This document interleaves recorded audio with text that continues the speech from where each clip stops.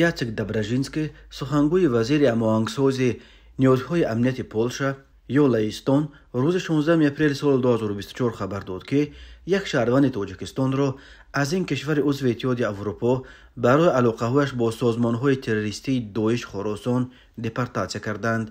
بنا به معلومات اگنتی امنیت داخلی پولشا، این پناهجوی تاجیک همچون عضو داعش توسط خط سرخ اینترپول در جستجوی بین المللی قرار داشت. شهروند تاجیکستان که همچون عضو داعش توسط اینترپول جستجو میشد، با طلب رهبر اگنتی امنیت داخلی از قلمرو پولشا اخراج کرده شد.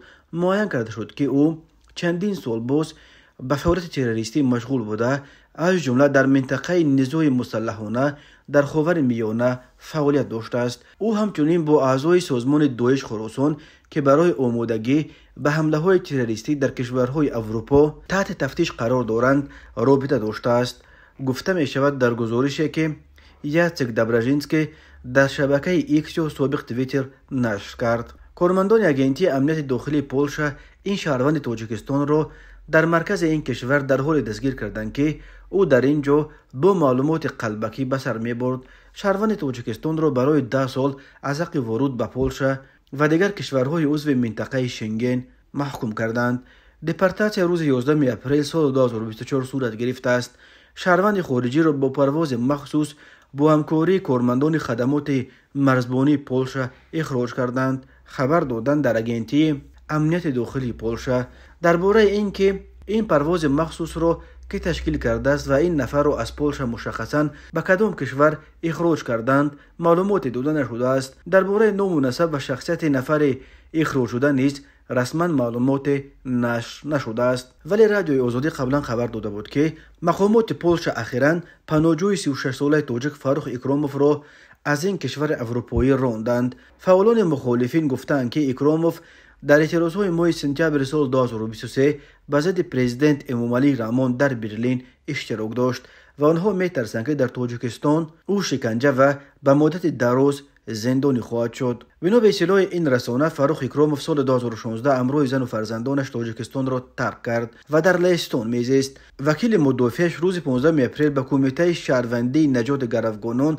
و زندانان سیاسی، یک سازمان نزدیک به مخالفین تاجیک در لهستان، گفته است او را فرستادند در داخل تاجیکستان سراغش کنید. عبدالستار بابویف رهبر این کمیته روز 16 اپریل گفت که لهستان از دادن مقام پناهندگی به فاروق اکراموف دست کشیده بود. به این دلیل چند ماه پیش به آلمان رفت، اما او را دوباره از آنجا به لهستان فرستادند. در اردوگاهی که نگهداری میشد روز 10 اپریل زنگ زده گفت که عکسش را گرفتند و یک روز بعد تلفنش خاموش شد. وکیلش گفت او را از لهستان راندند. نقل کرده است عبدالستار بابویف. نزدیکان فاروق اکراموف ادعا دارند که او فعالیت سیاسی نداشت، اما همسرش عضو حزب فعلا در تاجیکستان ممنوع نهضت اسلامی بود و به این دلیل پس از بسته شدن حزب در تاجیکستان آنها از ترس تعقیب سال 2016 به لهستان کوچیدند. اما فرضیه اگنتی امنیت داخلی پولشا از آن چیزی که نزدیکان اکراموف میگویند فرق میکند. مقامات امنیتی پولشا بر اینند که تا کوچیدنش به لهستان این زاده تاجیکستان در کشورهای جنگ زده خاورمیانه قرار داشت و هنگام در پولشا بودنش نیز با اعضای داعش که مقصد انجام حمله های تروریستی در اروپا را در سر داشت در تماس بود. در وقت‌های آخر نام زادگان تاجیکستان در اروپا به دلیل رابطه‌های آنها با سازمان‌های تروریستی خیلی زیاد رسانه‌ای شده ایستاده است.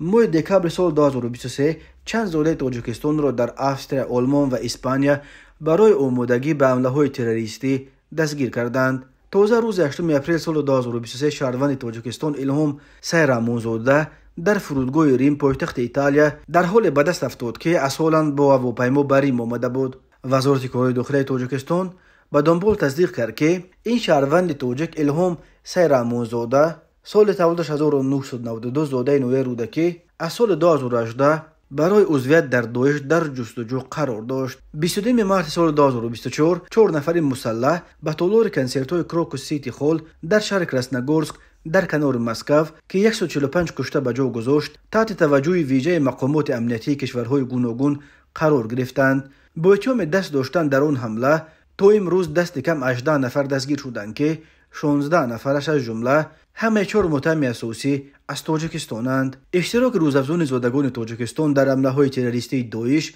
و دیگر گروه‌های تروریستی در کشورهای گوناگون مایه نگرانی‌های جدی در دوشنبه شده است. پرزیدنت تاجیکستان امامعلی رحمان ماه مارد در ملاقات با خادمان دین خبر داد که در 3 سال اخیر دست کم 24 زاده تاجیکستان در 10 کشور گوناگون دست به حمله‌های تروریستی زدند.